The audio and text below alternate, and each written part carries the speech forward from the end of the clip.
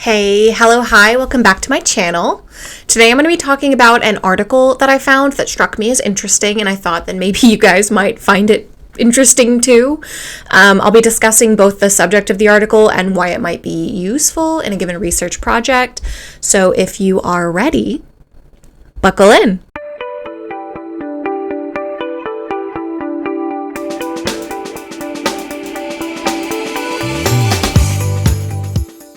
In the article, Monarchists Against Their Monarch, the Rightists' Criticism of Tsar Nicolas II from the 31st volume of the publication Russian History, Sergei Podbolatov discusses the criticism of Tsar Nicolas II publicly and privately expressed by his monarchists. This article was found using JSTOR, which, if you're unfamiliar with what JSTOR is, it's one of the many online databases maintained expressly to provide students and researchers access to scholarship in a plethora of fields, including history, thus it's one of my usual go-tos. There is a paid option, but even with a free account, you do have access to a ridiculous amount of articles. I think it's like 100 that you can download. And then some universities and other schools have like tie-ins to JSTOR that like expands their library and will give you even more access to some of the like serialized publications and private publications, but really you can find almost everything that you would need or want on a free account. So I got off on a little tangent and we're really early into this.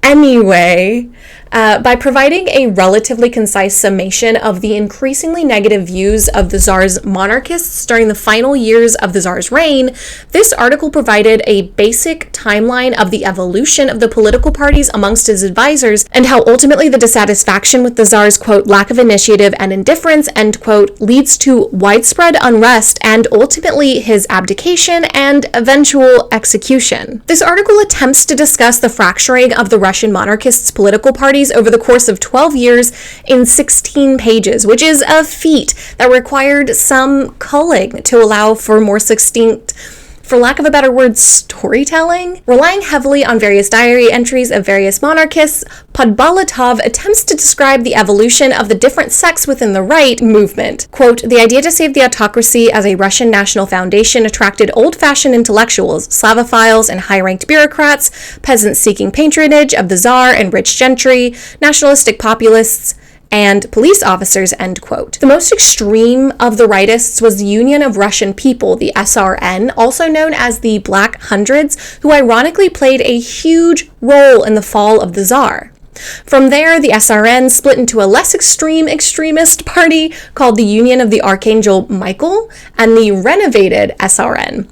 The middle right split into the All-Russian National Union, the VNS, and finally the traditional Slavophiles made up the monarchists who tried to stay out of the political parties but ultimately aligned with the ideas of the right. Unfortunately for the Tsar, one of the primary targets in the, quote, worsening crisis of the autocracy was Nicholas II himself, and that the responsibility for such a state of political affairs had to lie inevitably not with the objective shortcomings of the system, end quote, for they believed the autocratic order to be the best way to maintain the country, quote, but rather with the character of the reigning Tsar himself, end quote. Revolutionaries who believed that regardless of the man, any autocratic leader would qualify as a, quote, tyrant, an oppressor of the people, a grand reactionary landlord, end quote, and right monarchists alike shared the view that the Tsar was ultimately, quote, unsuitable for an autocrat, end quote. I know it's a lot of quotes. Podbolatov continues by primarily focusing his starting point as the implication of the October Manifesto of October 17 in 1905, and sharing examples of various criticisms of the Tsar shared in both private diaries, such as that of General A.A. Krylev, K-I-R-E-E-V, a traditional Slavophile, and thus classified as a member of the right, and public debate and propaganda of Pravye. Go ahead, shoot me. I don't know how to say these things out loud. I'm so sorry. From 1905, with the passing of the Manifesto of October 17, the figure of the Tsar was a frequent topic. Everything from his personal lack of motivation to general inconsistency to his restriction on the monarchists' parties as part of his manifesto to the company he kept, primarily the infamous Rasputin, continues to fuel discontent and annoyance among his monarchists. Quote, in 1909, the Black Hundreds reported that the Tsar is losing his supporters day by day. The most loyal monarchists, seeing the total weakness of authority, are already beginning to accuse not only the first minister, end quote, Rasputin, began to be, quote, used as a symbol discrediting the monarchy among a wide strata of the population, seriously injuring the prestige of the Tsar and the Empress and the Orthodox hierarchy, which now appeared unable to stand up against the influence of dark forces, internal quote, end quote.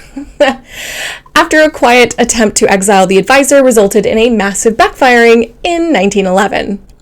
After Rasputin complained to the Tsar, who was clearly not part of the plot to get rid of him, the Tsar in turn exiled the men who led the attack on Rasputin, demagogue monk Iliador and Bishop Germogin. I'm so sorry once again. Both of these men protested loudly through the media, exposing the, quote, dark forces, end quote, to the public.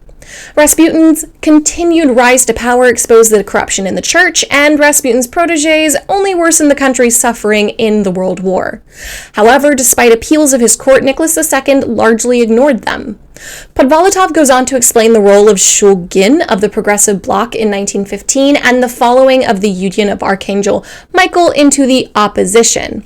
The Progressive Bloc believed that the Tsar and Tsarina had lost all of their allies and were marching the country toward ruin, and Shulgin called, quote, the Tsar the opponent of everything that the country needs as much as air to breathe, end quote.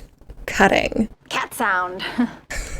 It becomes clear at this point, at least in Podvolotov's retelling, that the Tsar's prestige had suffered a complete collapse, and so even the Black Hundred's leading men circulated the idea of overthrowing the Tsar. With his reputation in tatters and the overall discontent, Podvolotov concludes that, quote, it is not surprising that in February 1917, the Tsar's abdication led to unanimous rejoicing, end quote. And there was much rejoicing.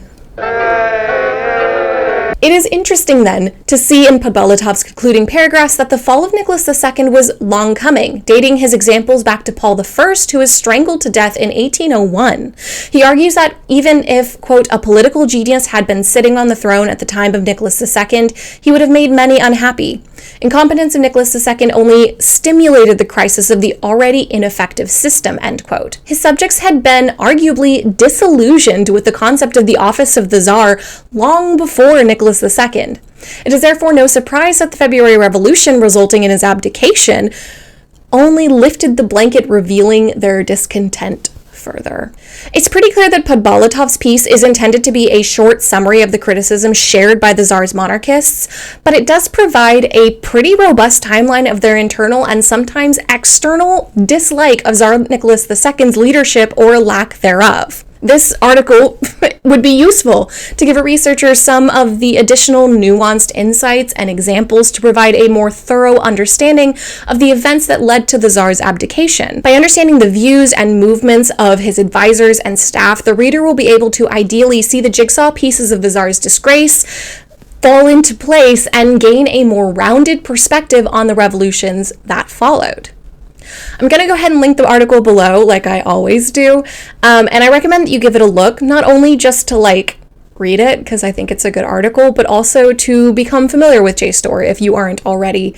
And by the way, this is in no way sponsored. JSTOR's not paying me anything. No one's paying me anything. I have not been sponsored at all, ever.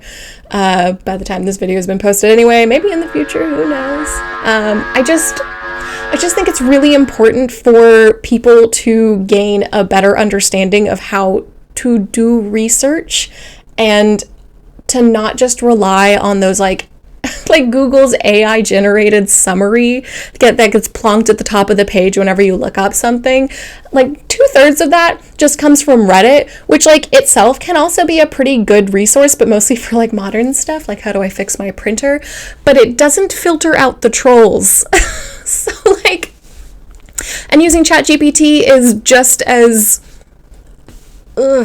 it's not useful as a research tool. It doesn't show you the sources that it's pulling from. It just spits out whatever it found from its database, and it is not guaranteed to be correct.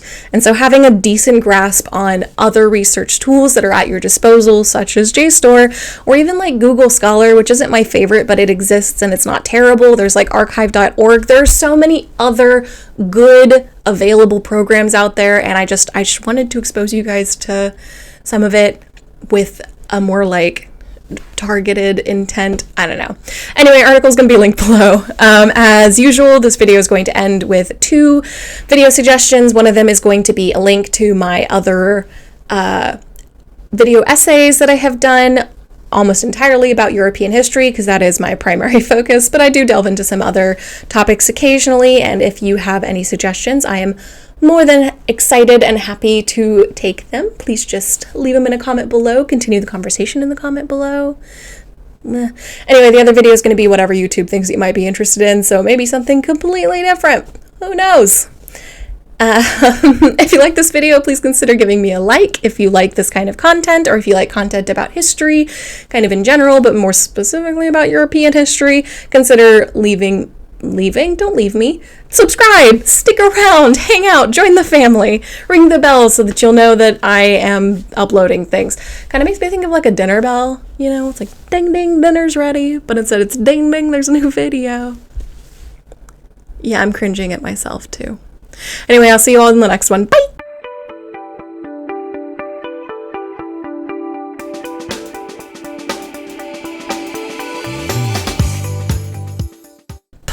Plavoe, I don't know why I made that R so phlegmy. Whatever. Within the right